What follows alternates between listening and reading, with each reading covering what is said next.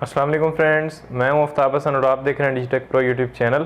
तो आज की इस वीडियो के अंदर हम बात करने वाले हैं टूल बार के अंदर track select forward tool and track select backward tool के बारे में। ये बहुत ही इंटरेस्टिंग टूल है। बेसिकली ये भी सिलेक्शन के लिए यूज़ होते हैं, लेकिन इनका काम सिलेक्शन टूल से थोड़ा अलग है। तो चलिए देख लेते हैं डायरेक्टली प्रीमियर के अंदर जाके किस तरह से हम इन दो टूल्स को यूज़ करेंगे। बहुत ही पावरफुल टूल्स हैं प्रीमियर प्रो के अंदर। तो चलिए शुरू करते हैं और देखते हैं किस तरह से हम इन दो टूल्स को अपनी वीडियोज़ के ऊपर यूज़ करेंगे और अपनी वीडियोज़ को एडिट करेंगे। तो गाइज यहाँ पे आप देख सकते हैं मेरे पास प्रीमियर प्रो ओपन हो चुका है और यहाँ पे अगर आप मेरी टाइमलाइन के अंदर देखें तो ये मेरे पास एक वीडियो है। तो इसको मैंने यहाँ पे टाइमलाइन के अंदर इंपोर्ट कर लिया है। तो सबसे पहले मैं क्या कर रहा हूँ, इस अपने प्ले हेड को रख रहा हूँ यहाँ पे और इसको सेलेक्ट करके मैं कर रहा हूँ कंट्रोल के, ताकि यहाँ पे कट लग जाए। उसके बाद यहाँ पे मैं कुछ कट लगा रहा हूँ ताकि अलग अलग ये क्लिप बन जाए, ताकि हमें track select forward tool and track select backward tool को समझने में आसानी हो। तो इसको मैं सबसे पहले तो इनको इधर उधर कर रहा हूं ताकि इस तरह से फैल जाएं। तो अभी आप देख सकते हैं कुछ इस तरह से मैंने अपने फुटेजेस, ऑडियो और वीडियोस को यहाँ पे रख लिया। उसके बाद ट्रैक सेलेक्ट फॉरवर्ड टूल और बैकवर्ड टूल आपको कहाँ पे मिलते हैं, अगर आप टूल बार के अंदर जो साइड में आपको छोटी टूल बार दिखती है, इसके अंदर ये आपका सिलेक्शन टूल था फर्स्ट, ये आपके हैं track select forward tool and track select backward tool. अभी जो करंटली सेलेक्टेड है वो है ट्रैक सेलेक्ट फॉरवर्ड टूल।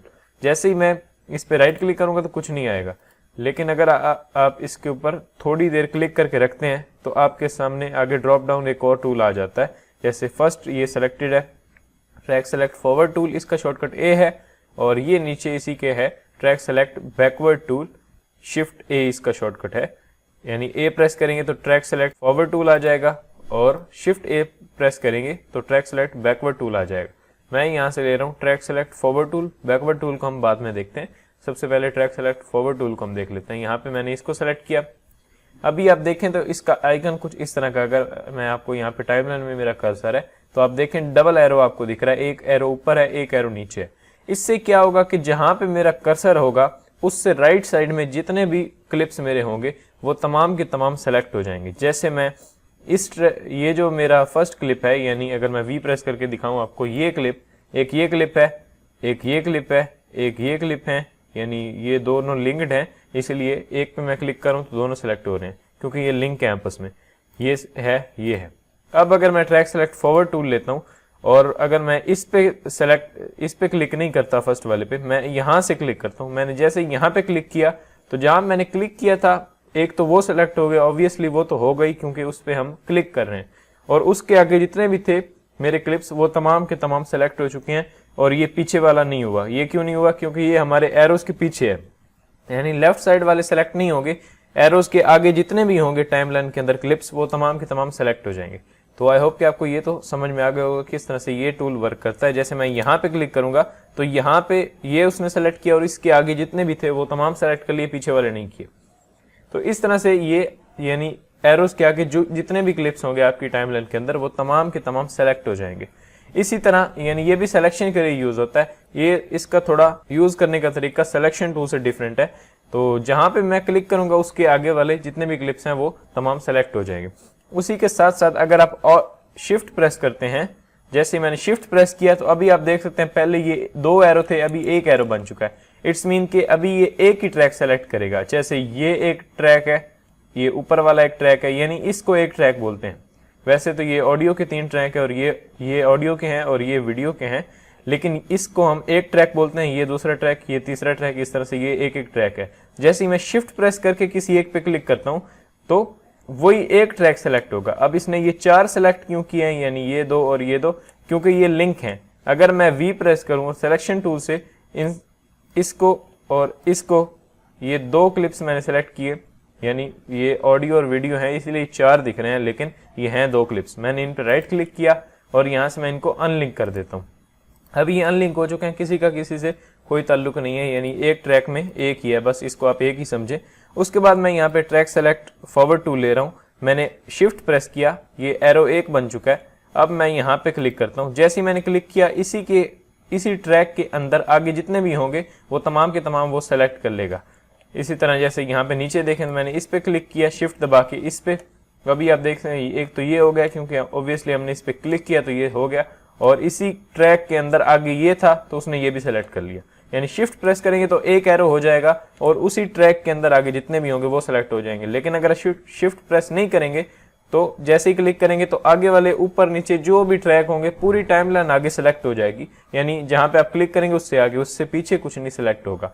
इसी तरह शिफ्ट प्रेस करने से तो एक ट्रैक सेलेक्ट होगा, लेकिन अगर आप ऑल्ट एंड शिफ्ट दोनों प्रेस कर देते हैं, जैसे मैं ऑल्ट एंड शिफ्ट प्रेस करता हूं तो जैसे मैंने यहाँ पे क्लिक किया शुरू में तो अभी उसने क्या किया, यानी ये वाले सेलेक्ट कर लिए तमाम के तमाम।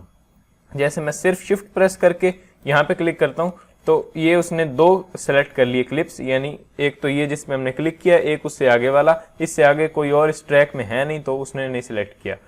लेकिन ये नीचे वाली ऑडियो को क्यों सिलेक्ट कर रहा है, क्योंकि ये हमारे लिंक्ड हैं। अगर मैं वी प्रेस करूं, सिलेक्शन टूल से इन दोनों को सेलेक्ट करूं, राइट क्लिक करूं और यहां से अनलिंक कर दूं, जैसे आप देख सकते हैं अभी मैं सिलेक्शन टूल पर हूं, जैसे मैं इसको सेलेक्ट करता हूं सिलेक्शन टूल से तो ये दोनों सेलेक्ट हो रहे हैं क्योंकि ये लिंक्ड हैं। और मैं अगर ट्रैक सेलेक्ट फॉरवर्ड टूल से इस पे क्लिक करता हूं तो आगे वाले पूरे तो कर लेता है, लेकिन जो लिंक्ड है वो भी करता है। यानी ऑल्ट एंड शिफ्ट के साथ मैं क्लिक करूंगा यहाँ पे तो अभी ये क्या कर रहा है, एक ही ट्रैक में जो भी है वो सिलेक्ट कर रहा है। जैसे ये सिलेक्ट कर लिया, ये सिलेक्ट कर लिया। अब आप सोच रहे होंगे कि ऑडियो को सिलेक्ट क्यों नहीं किया, क्योंकि हमने ऑल्ट एंड शिफ्ट दोनों को प्रेस किया हुआ है। अगर मैं सिर्फ शिफ्ट को प्रेस करके क्लिक करूं तो अभी ये नीचे वाले को भी कर रहा है और इस ट्रैक के अंदर आगे जितने भी हैं उनको भी कर रहा है। लेकिन अगर आप इसी को सिलेक्ट रख के यानी ट्रैक सेलेक्ट फॉरवर्ड टूल को, यानी ये अभी मेरा वही सिलेक्टेड है, और ऑल्ट एंड शिफ्ट आप प्रेस कर देते हो तो यहाँ पे देखें क्या होता है। जैसे मैंने ऑल्ट एंड शिफ्ट दबा के यहाँ पे क्लिक किया तो अभी आप देख सकते हैं जो लिंक भी थे उनमें से भी यानी ऑडियो सेलेक्ट नहीं हुआ, यानी यहाँ पे आप देख सकते हैं वीडियो सेलेक्ट हो चुकी, ऑडियो नहीं हुई। हालांकि ये लिंक थे दोनों को सेलेक्ट होना चाहिए था, लेकिन एक ही सेलेक्ट हुआ है हमारा ट्रैक, क्योंकि हमने साथ में ऑल्ट भी दबा दिए शिफ्ट के साथ। लेकिन अगर मैं सिर्फ शिफ्ट दबा दूं तो भी आप देख सकते हैं जो लिंक थे वो सेलेक्ट हो रहे हैं और आगे जो यानी हमारे होंगे इसी ट्रैक के आगे वो सिलेक्ट हो गए। यहाँ पे कोई है नहीं तो इसलिए वो सेलेक्ट ही नहीं हो रहा। यानी अगर आप लिंक फाइल्स को भी, यानी लिंक जो आपके क्लिप यहाँ पे खड़े हैं लिंक्ड क्लिप्स, उनको भी आप अगर इंडिविजुअली सेलेक्ट करना चाह रहे हैं ट्रैक सेलेक्ट फॉरवर्ड टूल से तो उसके लिए आपको ऑल्ट एंड शिफ्ट प्रेस करना पड़ता है दोनों को। तो आप इंडिविजुअली उनको सेलेक्ट कर सकते हैं, चाहे वो लिंक भी हो, यानी लिंक भी होंगे तब भी आप उनको इंडिविजुअली सेलेक्ट कर सकते हैं ऑल्ट एंड शिफ्ट को प्रेस करके। तो इस तरह से आप इस ट्रैक सेलेक्ट फॉरवर्ड का यूज कर सकते हैं। जैसे मैंने अभी कोई की प्रेस नहीं किया तो मैंने क्लिक किया तो आगे मेरे जितने भी क्लिप्स थे वो सिलेक्ट हो गए। जैसे मैंने यहाँ पे क्लिक किया ये आगे सारे हो गए।